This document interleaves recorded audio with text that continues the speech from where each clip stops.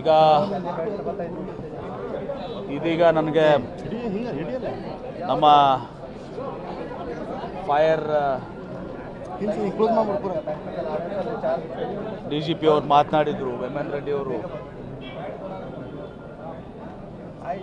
ಸುಮಾರು ಏರೋ ಶೋದಲ್ಲಿ ಏನು ಪಾರ್ಕಿಂಗ್ ಮಾಡಿದ್ದಾರೆ, ಅಲ್ಲಿ ಹುಲ್ಲು ಗಾವಲು ಒಂದು ಪ್ರದೇಶದಲ್ಲಿ ಆ ಪಾರ್ಕಿಂಗ್ ಆಗಿದ್ದರಿಂದ ಅಲ್ಲಿ ಯಾವುದೋ ಕಾರಣಕ್ಕೆ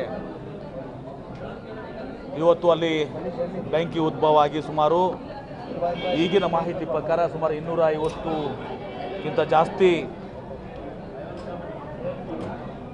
ವೆಹಿಕಲ್ಗಳು ಇವತ್ತು ಸಹ ಸುಟ್ಟು ಹೋಗಿದ್ದಾವೆ ಅಂತ ನನ್ನ ಆತಂಕ. ನಾನು ಅದಕ್ಕೆ ಕೇಳಿದೆ ಅವರಿಗೆ, ವೇಮನ್ ರೆಡ್ಡಿ ಅವರಿಗೆ, ಇವತ್ತು ಏನಾದರೂ ಜೀವಹಾನಿಯಾಗಿದೆಯಾ? ಯಾಕಂದರೆ ವೆಹಿಕಲ್ಸ್ ಅಂದಮೇಲೆ ಡ್ರೈವರ್ಸು ಇವೆಲ್ಲ ಇರುವಂಥದ್ದು ಇವತ್ತೊಂದು ಸಹ ವ್ಯವಸ್ಥೆ.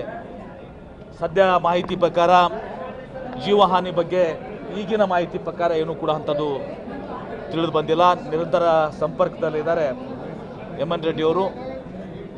ಮತ್ತು ಅಲ್ಲಿ ಇಬ್ಬರು DIGಗಳನ್ನ ಮತ್ತು ಉಳಿದ ಸಿಬ್ಬಂದಿಗಳನ್ನ ಇವತ್ತು ಸಹ ಅಲ್ಲಿ ನಿಯುಕ್ತಿ ಮಾಡಿದ್ದಾರೆ. ಮತ್ತು ಇಮಿಡಿಯೇಟ್ ಆಗಿ ಅವರು ತಮ್ಮ ಫೈರ್ ಗ್ಯಾಸನ್ನು ಇದನ್ನು ಓಪನ್ ಮಾಡಿ ಅದನ್ನು ಹತ್ತಿಕ್ಕೊಳ್ಳೋಕ್ಕೆ ಇವತ್ತೊಂದು ಸಹ ಒಂದು ಪ್ರಯತ್ನವನ್ನು ಕೂಡ ಇವತ್ತೊಂದು ಸಹ ಮಾಡಿದ್ದಾರೆ.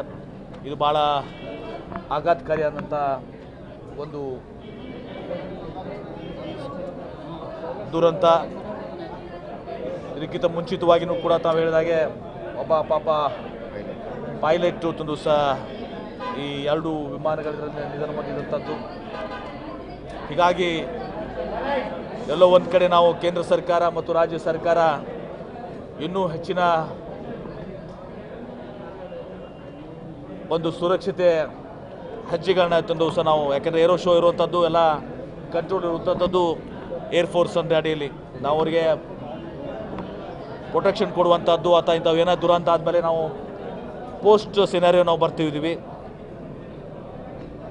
ಹೀಗಾಗಿ ಒಟ್ಟಾರೆ ಸದ್ಯಕ್ಕೆ ನಾನು ಪ್ರಾರ್ಥನೆ ಮಾಡ್ತೀನಿ, ಇವತ್ತೊಂದು ಯಾವುದೇ ಒಂದು ಜೀವಹಾನಿ ಆಗಬಾರ್ದು ಅಂಥೇಳಿ ನಾನು ನನ್ನ ಪ್ರಾರ್ಥನೆಯನ್ನು ಮಾಡ್ತೀನಿ. ಆ ದಿಶೆಯಲ್ಲಿ